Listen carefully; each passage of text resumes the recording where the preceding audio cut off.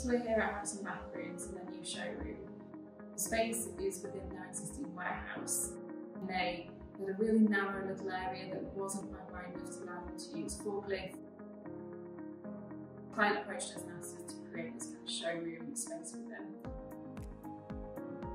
But as the showroom is within the existing warehouse, we wanted to make sure that it still had kind of an industrial aesthetic, so that it works well with the warehouse, but then it's just this surprise as you walk through the door. It's really elevated, it's really chic, but it's still got that kind of warehouse contemporary edge that the client really loved. The lighting in the space was really important. We wanted to make sure that we created accents rather than overlighting the space. So you can see we've probably not used a lot of downlights, and if we have used downlights, we've used them quite strategically. Instead, we chose to use accent lighting, so we've used wall lights or pendants or low-level floor washes, LED tape, different lighting details to create levels within the space that will create accents and mood rather than overlighting the space, and then you knock off all of your accents because there's just too much light.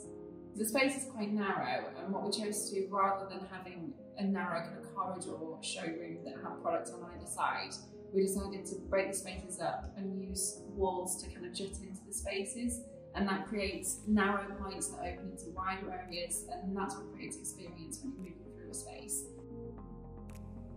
But the finishes in the space, we wanted to make sure that they were a backdrop to the product rather than trying to take over the space with loads of finishes.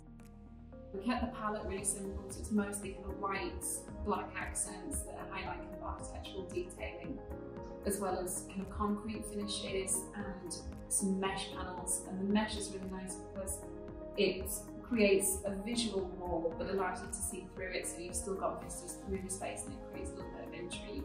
And that also allowed us the backdrop to put more planting on and bring some planting into the space.